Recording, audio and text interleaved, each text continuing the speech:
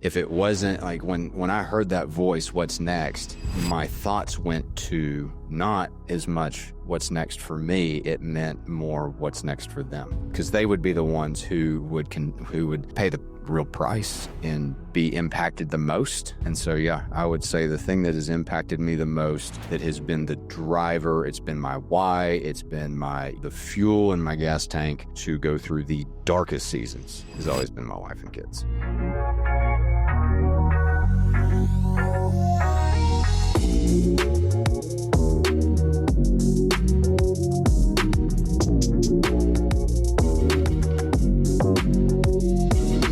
Let's impact some men today. I think we're going to do a great job.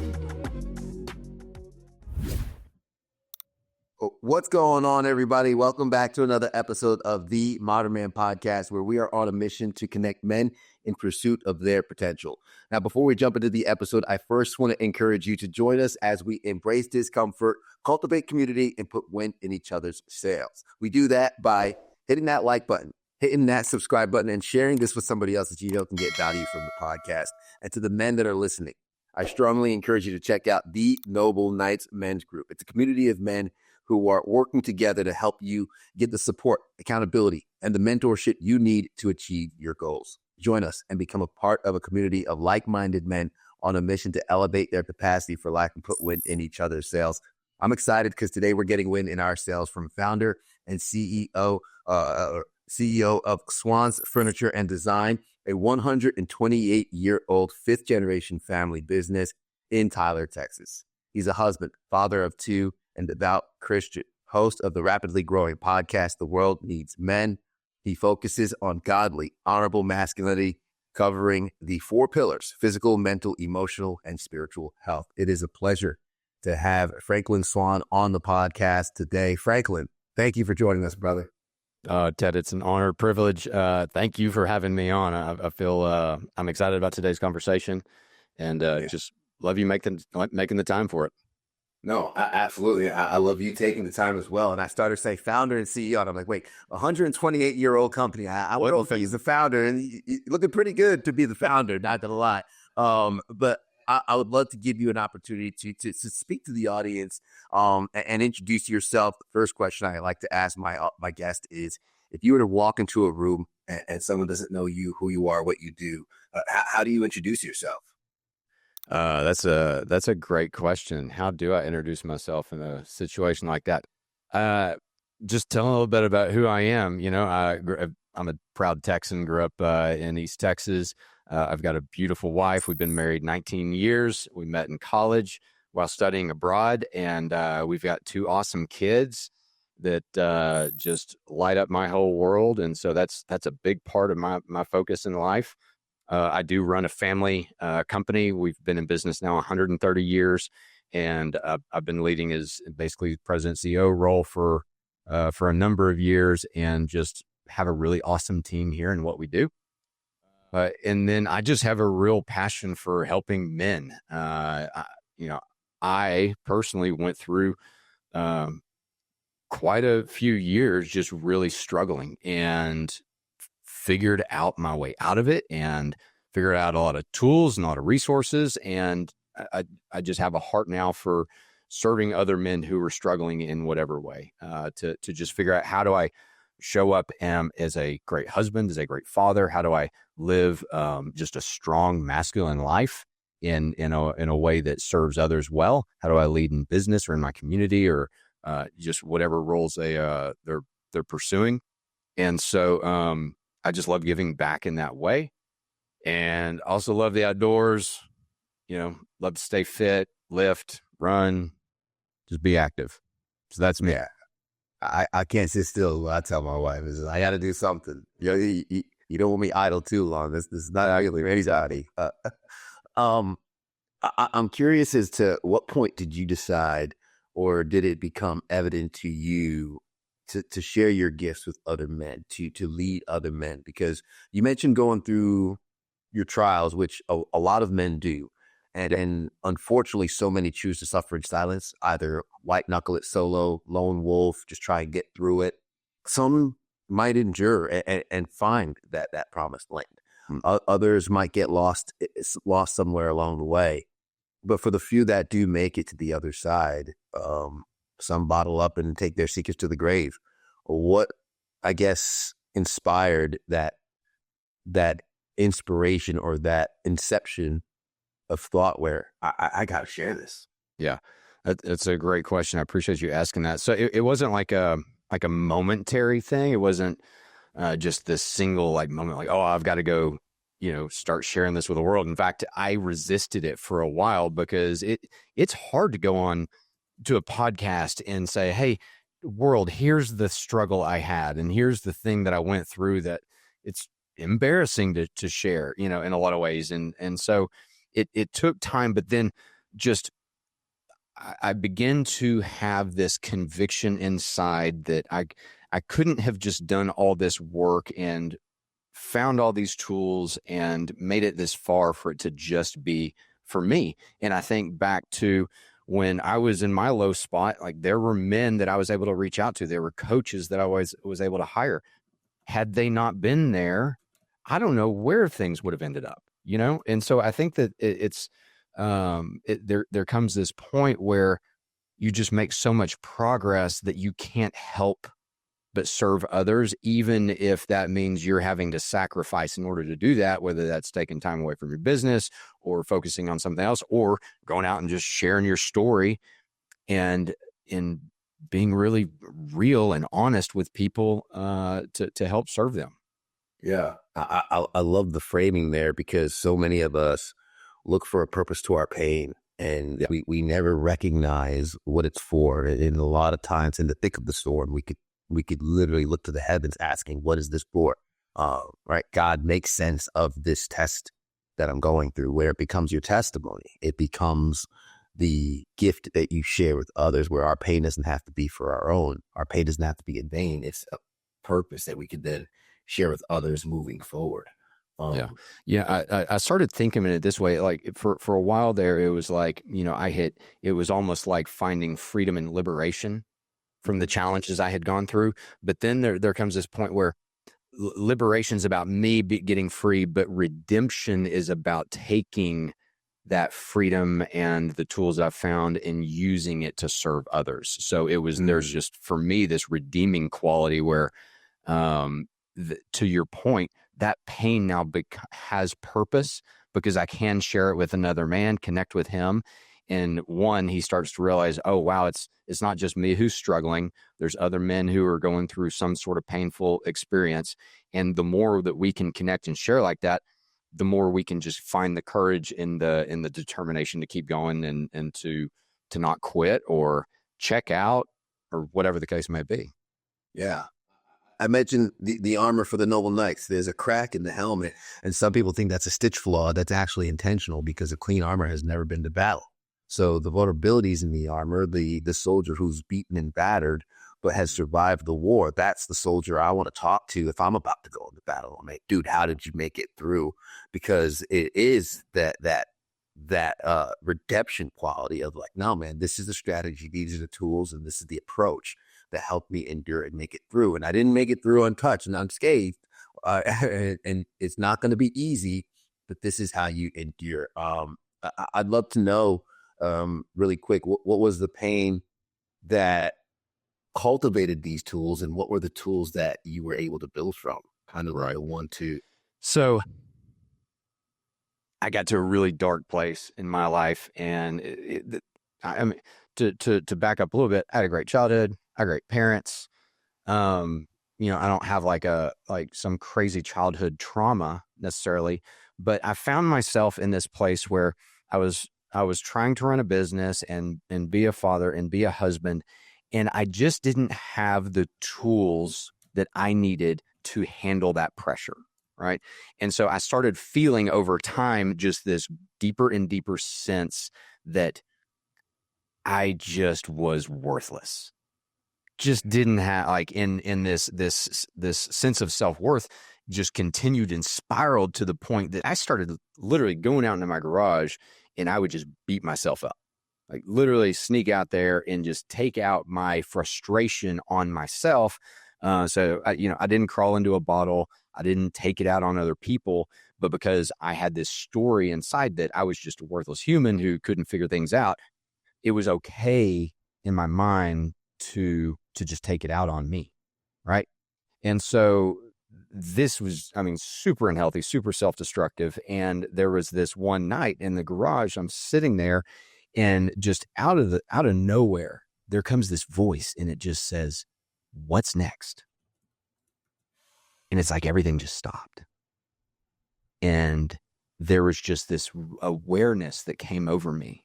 And it felt like God just speaking into my heart and in my mind in that moment. It's like, I knew in that moment, if I don't figure this out, that the natural path of where this is going will mean that I'm not going to be here on this earth for a real long time, for very long. Like at some point, this breaks.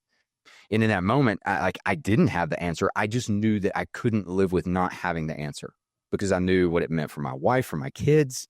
It was self-destructive. It was destructive for my family, because I wasn't available emotionally and checked out. Like I couldn't feel joy. My wife would say, what are your dreams? And I didn't even know what that meant, And so I had heard of these coaches through the Tony Robbins organization. And so one day I reach out and I schedule a call and I listen to this guy, and he's talking to me about coaching, because I just needed somebody. First off, I had to have someone to talk to. And it needed to be someone who wasn't going to judge me, wasn't going to look at me like I was crazy. I needed someone who was on my side to help me figure things out, who could give me the training and the tools that I needed to rebuild. I wasn't looking for someone to a shoulder to cry on. I needed a coach. I need someone who could come on and look at me sitting on the field of life and be able to go, here's where we need to adjust. Here's the things you need to start doing. Here's how you start to rebuild so that you can show up for your family, for yourself, for your community, for your business, and rebuild and create a life that you love. And the number one thing, if I look back, what is the number one best decision I've probably ever made as a grown man? It has been investing in coaching with men who could show me the path and show me the way and light the way ahead of me, so that I could begin to rebuild. Because I would say that was number one. Yeah, man, it's amazing because we're not taught that. We graduate college thinking our schooling is complete, but the education has just begun, right? The game hasn't even started yet, right? Yeah, it's like we're actually for us, right? And it's like interesting. Like you don't see usually in general, you're not looking at like a mid-20s-year-old guy facing this, right? It's when you have the business pressure and the family pressure and the life pressure and the financial pressure and all these things that start stacking up. That's why men start falling apart in their mid-30s, drinking too much, checking out, like whether they're sedating it, suppressing it, it's just, how do I manage all this? And we're not given the tools, and in fact, we're often shamed for it, or we actually kind of get our hands slapped if we raise our hand and say, I'm struggling. Can someone help me here? Yeah. And honestly, to be honest and transparent, I came up with the AAA framework to deal with that overwhelm. Right. And I can speak from experience. You tell me if this tracks similarly, where you have these different buckets. You do a good job at compartmentalizing until one bucket demands more and more attention, maybe a busy season, and that can coincide with another one. Perfect storm. Now the influx of demands is coming out of a fire hose. Mm-hmm. And maybe you drop one thing here, or you forget about one appointment there. And it's small mistakes at first, but then it becomes more and more. And then you start recognizing, I'm dropping the ball in this realm, I'm dropping the ball in this arena. And all of a sudden, you don't think you can manage the plates. And that's where at least for me, where I'm starting to think, man, I can't do this right. I can't show up for my family right. And that's where the self-deprecation comes in. And my whole assess, adjust, apply was kind of put in the pause. Yep. Is assess where my time is going, what I'm doing, adjust where needed, and apply the new strategy. If iron sharpens iron, so does one man sharpen another. But if you're a man and you're alone or listening to this, then who sharpens you? What's going on, guys? Ted Thayton here, host of the Modern Man Podcast, also founder of the Noble Knights Mastermind Group. And I'm just out here encouraging you to find your circle.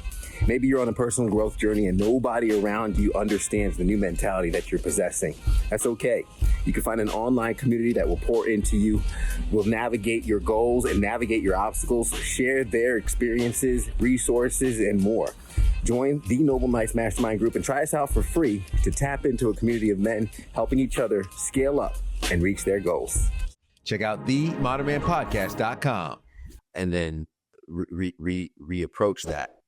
What were the tools that you found useful? Coaching being the first step, which I wholeheartedly stand by, because some of the best in the world still rely on coaching. And I still look for where my blind spots are. And also that male camaraderie for brothers who can call me out when I'm slipping has also been helpful. But what were the tools and some of the frameworks that you found useful to help regain control of that overwhelm? Yep. Great question. So I'm going to go through some like the simple ones, and then I'm going to dive into a specific area that was like probably the biggest breakthrough that really helped me to shift everything. Right. Yep. So the first, taking care of your body well, like sleep, working out, good nutrition, all that stuff, like check. Then you've got like the mental side, like journaling. I'm a big fan of box breathing, which learned through Mark Divine's programs with like SEAL Fit, if you've familiar with any of that.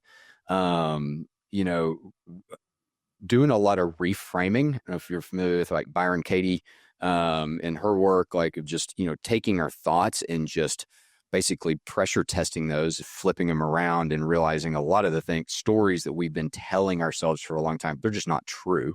So working through a lot of that. Working with coaches, processing through just my mindset, spending. One thing I love to do, and this is something that I still do every day. I write my wife and my kids a note of gratitude, appreciation, honor, respect every day. Just a short little note. I love doing that. I'll learn something in business. I like to share with my team, but a lot of this was like focusing on physical, mental, spiritual health, business, being a better husband and father. But there was this one piece that I still couldn't I couldn't crack the code on, right? This one piece, and it's probably the thing that men want to talk about the least. But I think this is that last step that if you don't unlock this one, you can have the fittest body, you can have a great marriage, a great career, all this stuff. But there can still be this piece where you're like, there's still something missing. I've checked all the boxes. I have all the things they say I should have. Like I even have got a good relationship with God, and I go to church and I do all the things even religiously and spiritually, but there's still this missing piece. What is it? And I realized that it is the emotional health, which most men, including me, would have gone, I don't even know what that means. Yeah. Until this day, I was reading a book by Dr. Peter Attia called Outlive. And in the last chapter, it's called The High Cost of Neglecting like your emotional health. It's the very last chapter, shortest one, pretty much the only chapter I read in that book. And here's what I took from it. Your emotional health is simply your relationship with yourself. And that was my aha moment. So then I started looking at, okay, my relationship with myself. Well, let me break that down into a framework. Number one, how do I talk to myself? Well, if I'm honest, I talk to myself worse than I would talk to any other human on the planet. And I bet a few men listening to this can resonate with the way that they dress themselves down, tear themselves apart, and crucify themselves in their language inside their own head. So fundamentally, if I'm going to have like this, if I'm going to be emotionally healthy, and yet I am ripping myself apart, like those two things can't coexist. So the first thing I had to start doing is go, oh, I've got to start talking to myself differently. I've got to start calling myself the names and repeating these untruths about who I am, my value, right? So first stuff was, how I talk to myself. The second was how I treat myself. You and I both know that someone who is sneaking into the garage and beating himself is treating himself pretty poorly. Like you look at an abuse, like you look at someone that we would say would be the worst representation of a husband and father. What would be common about that person? Well, they're probably going to be abusive, verbally, physically, right? Well, I was doing that to myself. So here I am talking to myself worse than I would my worst enemy. And I'm also treating myself worse. I've never really gotten in a fight, but I've beat myself plenty. Right. Yeah. So I'm talking to myself, treating myself, and then how I think about myself. Like when I'm looking in the mirror, what do I really believe about who I am? And when all three of those things are basically, like when I look at them, I'm sitting there going, here it was the whole time. And I just didn't realize this piece. I had shown up and figured out so much in so many different areas, but I had never figured out how do I restore me? How do I heal me? And then it became a process of unwinding and creating new patterns around how I talk to myself, how I treat myself, how I think about myself. And then the fourth one, is whatever level of trauma. And when I say trauma, it's like that thing that's just holding you back, the thing that you need to deal with, right? Not that you didn't have to go through something crazy, but there are going to be things for every man that haunt him from his past that he has to deal with. And you begin to work through those things using some tools. And so you deal with your traumas, you learn to talk to yourself with compassion and gratitude and purpose and positivity. You treat yourself like a valuable human being. You think of yourself as a valuable human being, and all of a sudden your emotional health begins to transform and your whole world begins to transform, because then you truly start changing from the inside out. Yeah, man, Franklin, that's amazing. I've never really heard it put that way.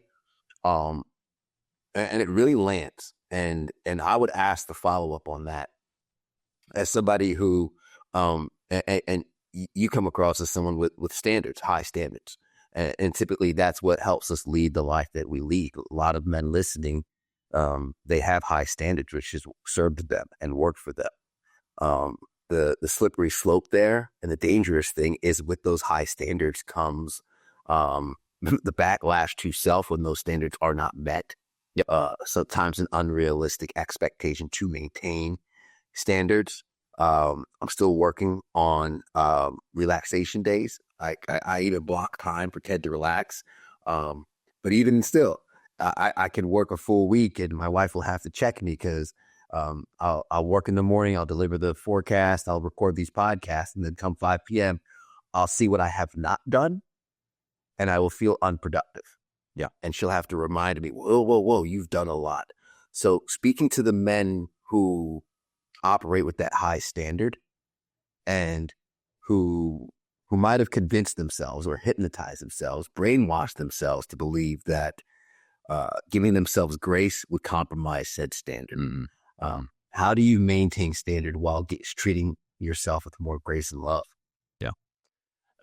Perfectionism can absolutely consume a man, and we try to be perfect versus just making progress every day. And I think that's something that's that we hear, but you can give yourself some grace without also letting down your standards. I mean, again, let's think about how how does a healthy man treat his son or his daughter or his wife? With grace, with understanding. Do I have high standards for my kids and what I expect of them? I absolutely do. Do I have a whole lot of grace and am I patient with them? Yes. Right. So it's not an either or. I think it's a skill of learning how to do both. How do you have high standards for yourself, but then also have some compassion? I'll give you an example. This is an example of it taken to the extreme, right? So it's like I'm cooking, I'm grilling it. We're cooking dinner. I'm helping out by grilling some chicken, right? Out on the grill. So chicken's done. I go out to get it. I'm coming inside. Somehow it slips out of my hand and I drop the plate, right? Is that something that is just a normal accident that could happen? Yeah. Right. Does it help if in that moment you dress yourself down internally and think, you piece of trash, you should just go beat yourself right now, right? That would be an overly extreme example of like, I'm trying to achieve something I'm trying to achieve perfection and not have like ever mess up or not do anything. And it just like, and then here I go, like down this spiral path, disconnect from my family, disconnect in that moment, reinforce this self-hatred. And I had to learn to like have the moment where I drop the chicken and laugh and think, if I drop a little chicken and that's the worst problem I have today, I'm doing pretty good. So it's just, again, it's like, how are you treating yourself? Like, you probably wouldn't treat the people that you love the most in the way that you do. And this is hard. Like, again, this is the last thing that most men want to talk about. It really is. But it was the last piece of the puzzle for me where it was like, hold on, I have figured everything out. And why do I still struggle? And it was until I figured out this piece and I could start talking, treating, and thinking of myself in a positive way, having some grace, yet still having high standards, that I didn't like that's when it all clicked for me. Yeah, man, that I think that resonates with so many because we almost lean into that treatment of self because we think it pulls out the best in us. Right. We especially men, we're rough around the edges. We're thick skinned. We show love by bashing on each other. Growing up, if someone made fun of my hairline, that's how I know they like me. Right. But it's joshing with each other. It's joking. But sometimes, to your point, there's things I would say to myself I wouldn't say to my friends. I wouldn't point out certain things, and when you learn about those sensitive spots, you don't lean into them or harp on them, but we tend to do that with ourselves.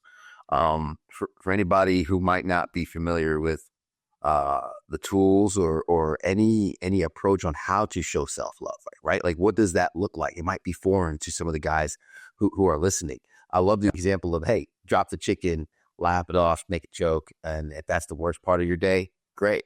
But what does that self-love look like? Because self-abuse doesn't always look like the drinking or the website or even physical abuse to self. Self-abuse could look like working 15-hour days, avoiding going to school, and things like that. So I'm curious as to how that self-love can manifest and show up. Right.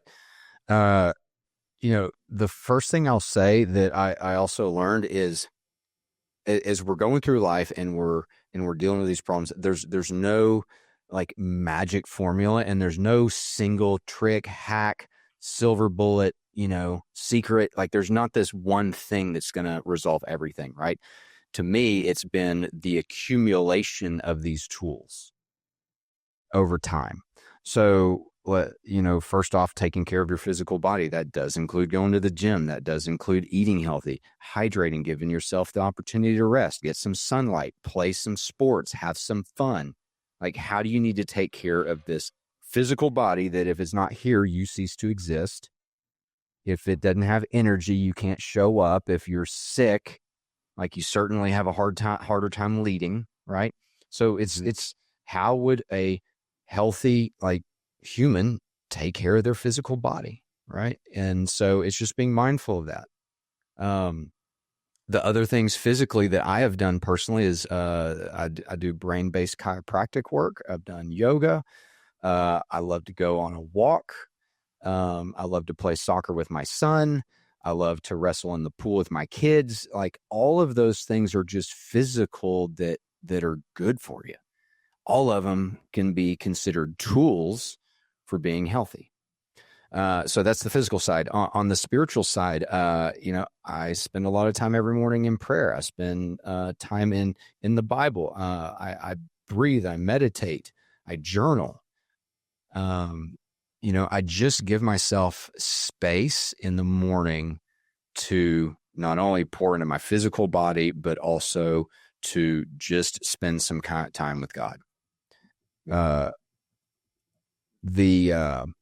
I think it's good to learn things. I think it's good to read plenty of books, because there's so much information now on all these tools. One of the journaling exercises I'll share that really takes that whole emotional health and go, because it's easy for me to say, talk, think, treat yourself well. And it's like, okay, but what does that mean? So there's one journaling exercise that I do, and I call it doing yourself a favor. Stands for FAVR. So the first, you go through and you name yourself and you start journaling. And first thing you write is, I forgive you. Because a lot of us need to start by I had to forgive myself for how poorly I treated myself. I had to forgive myself. And this wasn't a one-time thing. This is like a journaling practice where I'm just starting to ingrain, like, hey, like, I'm really sorry, and I forgive you to myself, like, for how terrible I talked to you, treated you, thought about you. I had to go through that. The next is self-appreciation. It's so easy to look at all of our failures. It's easy to look at all the things we don't get accomplished. Like you said, it's 5:00 in the afternoon. It's not how much I accomplished, it's how much I didn't accomplish.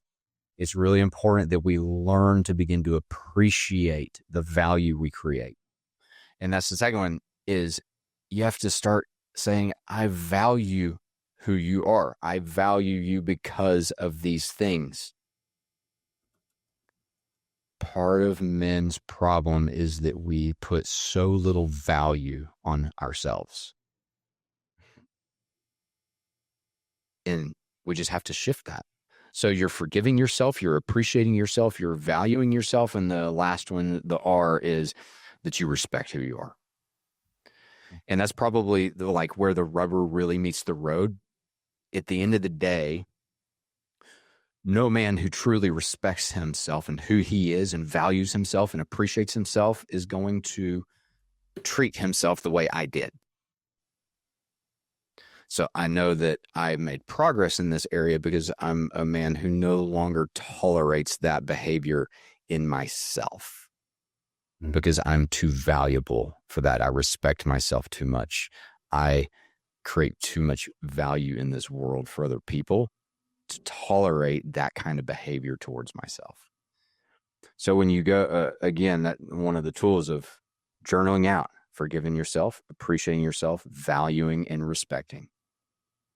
In those 4 things, I have found when you can begin to ingrain that, and that's how you start to reprogram the way you think and the way you see yourself and the way you just go about your day to day, then your life begins to transform over time, because you're literally just rewiring your default and your operating system, so to speak.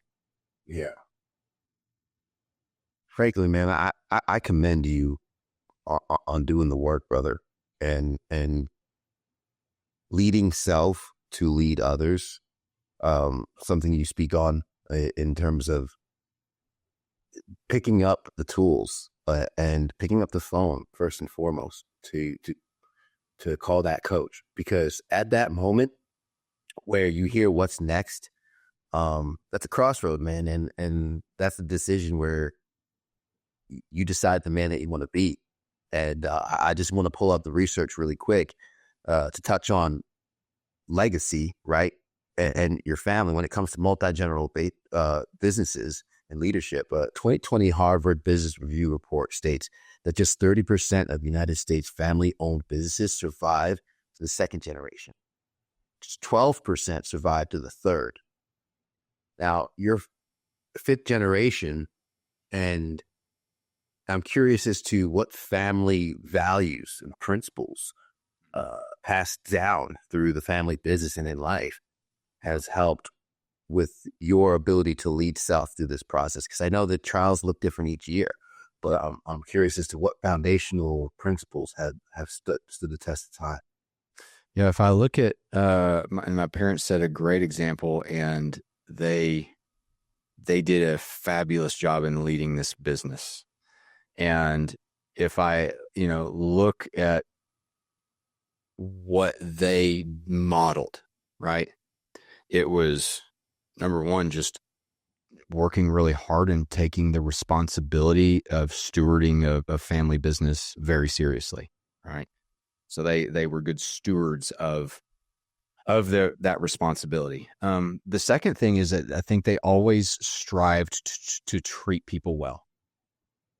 We've tried to find great people, and we try to find them or treat them really well, and so that they'll ideally work here as long as they can. We've got people in the company right now who've been with us over 30 years, and that's been a tradition from day one. We had one gentleman years ago who worked for this company for almost 70 years. And so, 70 years, 50 years, there's all kinds of stories, and so many people here have worked here a long time. So they just really demonstrated just a willingness to treat people well and to be great leaders in that way. And the third thing is just facing challenges. I mean, when you're in business for 130 years, we've been through everything from the Great Depression, recession, world wars, political shifts, 30 some odd presidential elections, COVID, I mean, there's just, back when we first started in business, our furniture was delivered with a mule drawn cart, Now our guys jump in the AC air conditioning trucks with GPS routing them to where they need to go, listening to music. I mean, the world couldn't have changed more. And so, it's also adaptability. And that's probably one of the biggest things too, like having tools like this allow men to adapt to a rapidly changing environment, increase in pressure from the responsibilities we have. And to the family business point, there's a lot of pressure in running a family business. Yeah. We actually moved our company, built our own, the building we're in. We built the building. And the week we had our grand opening for this new building, we also welcomed our first child into the world. That was a stressful time. And so anyway, yeah, all of that to say, my parents did a great job setting an example. And there are not many businesses that make it this far. So we've been very blessed. Yeah, that's fantastic. I'm curious, and as we come towards the end of the podcast, I want to talk a bit on the spiritual aspect, the biblical masculinity aspect, and how that foundation and that value has helped in your fatherhood journey, and how you wrestle your kids in the pool and be there for the little moments and the big moments of life. Yeah, that's a great question. I was raised in a Christian home, went to a Christian school, and the first thing I want to say is, like, just because you grew up in a Christian home does not mean that, or have a deep faith background, does not mean that you're immune in any way to a mental and emotional challenge. Right. So, like, because I think that there can be some guilt around, like, I'm a Christian, or I'm whatever, like, I shouldn't have this problem, or I shouldn't deal with this. All right. It's just not the case. Right. I don't get fit if I don't go to the gym. I have yet to meet someone who said, you know what, I prayed last night that God would give me a 6-pack, and I woke up and hallelujah that he did. Right. Could he? Yes. Does that happen? No. So, like having faith has given me the courage to face the mental and the emotional battles that I've gone through. And I firmly believe that, like, that was just God speaking into my heart and mind. And if I hadn't had that wake up call in that moment, I don't know how much longer that would have gone. I don't know how it would have shifted. So it hasn't like solved my problems, but it's given me the courage to keep fighting through them. And so, I look to my faith for that courage, for that encouragement, for the strength, also for just, I feel like, daily guidance, because, like, showing up as a great husband and trying to be a great father and leading a business and all this, I mean, it's a lot. And so where are you getting your strength from? Where are you getting your spiritual fortitude from? And I would just say that if I didn't have that as a part of my life, uh, I don't know how I would have had what it took to make it this far. And I'll tell you, a little while back, a friend of mine, I just got my new Bible, and we went through the book of Proverbs together. And then we're doing a reading program through the Gospels, going through Matthew and Luke. And my realization is, being someone who's curious and always looking for wisdom, and this was the revelation clear as day right off the bat when it came to Proverbs, was my aunt gave me a Bible over a decade ago, and it's been in my nightstand for that entire time. And as I started reading that Bible not too long ago, I realized how little it was and how small the writing was, so I bought one and then started reading seriously. And it just became evident how I spent most of my adult years after graduating college looking for wisdom and looking for intelligence. And imagine the laughter and the comedy in it, where all this time it's been literally 2 inches from my head at night. Yeah. And as I'm getting poured into and seeing the examples of manhood in Jesus, the drops of wisdom in the verses, I'm finding that groundedness and that compass of life that I've been looking for so much. So I appreciate you sharing that, because it's been, for me, more of that transparent journey with the audience of my relationship with God growing to the point of that faith, and taking the step of obedience, of listen, like, hey, I'm taking the step before I even know if the flooring is there, right? Yeah. And just keep on going and keep on moving forward.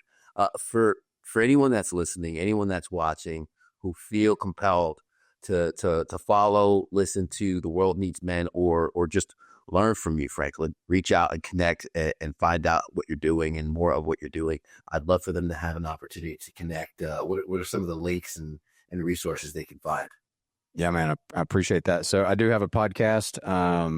It's called The World Needs Men, and it's on Apple iTunes and all the different platforms out there. And so I go through a lot of my journey and just share. I have a lot of great conversations with different guests, and then just some of my own just single or solo episodes on there. So The World Needs Men on the podcast. And then I guess on Instagram, I go on and I'll just throw out bits of inspiration on a pretty regular basis. And so either one of those, and someone's always welcome to like hit me up, shoot me a DM, whatever case. I just, again, I feel very very convicted that there's more men that we need just sharing the battles, not just the wins, because that's where we connect, and that's where we need the most help.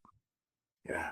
Amen, brother. And I'll have the links in the show notes below for anybody watching on YouTube. It's in the description, or any platform that you're listening on. Just open up the show notes to get those links. And I have one last question. It's usually the heaviest, which is why I saved it for last. And that's simply, what is something you've seen or something that's happened to you that shapes the way you view the world as a man? Holding my son and my daughter for the first time probably had the greatest impact on me. Just over the course of my whole, the son's almost 13, my daughter's 11 at the time right now, and holding them in my arms, I don't know that there's an experience that can convict a man more than that. And I know that they have been, and my wife too, has been, the inspiration too that I needed to work through. If it wasn't like when I heard that voice, what's next, my thoughts went to not like as much what's next for me. It meant more what's next for them, because they would be the ones who would pay the real price and be impacted the most. And so, yeah, I would say the thing that has impacted me the most that has been the driver. It's been my why. It's been my, the fuel in my gas tank to go through the darkest seasons has always been my wife and kids. President and CEO of Swann's Furniture and Design, 128-year-old fifth-generation family business in Tyler, Texas. Husband, father of two, and devout Christian, host of the rapidly growing podcast, The World Needs Men, Franklin Swann. Thank you so much for being on the show today. Ted, it is an honor. Thank you. Appreciate you. Yeah, my pleasure. And I was taking notes along the way. I know a lot of folks are either working out, driving, cleaning while listening, which is why I take the notes so they don't have to. But it could just be for me. It can't just be for me, rather. Something you said early on when it comes to the pain. Anyone that's listening, going through their own trial, their own tribulation, feeling that pain, wondering what it's for. Maybe it's for passing that forward. That pain has a purpose. And then the redemption, taking control of that pain and wielding it as a sword to echo positivity moving forward, that leadership aspect. And then overwhelmed through stress, but also at some point recognizing you can't keep moving forward because at some point this breaks. First step, investing in coaching, investing in taking care of your body, reframing, working on your mindset, working with coaches, focusing on gratitude and learning, picking up those tools and those frameworks to pull you out of that slump and get you forward and into where you need to go. Emotional health. What is your relationship with self? How do you talk to yourself? How do you treat yourself? How do you think about yourself? Deal with your traumas, heal, progress over perfection, give yourself space, and do yourself a favor. Forgive, appreciate, value, and respect. Don't forget to work hard, treat people well, face your challenges, be adaptable, and have faith and courage. That faith will lead to action. If you like this episode, which I know you did, make sure you hit that like button, hit that subscribe button to get a new episode each and every single week. Be sure to follow Franklin and leave us a rating. Let us know how we're doing. It's the best way we can improve and get better for you guys at home. Thank you again. And as we always say at the end, everybody wants the sunshine, but they don't want the rain. But you can't get the pleasure without first the pain. Let's grow.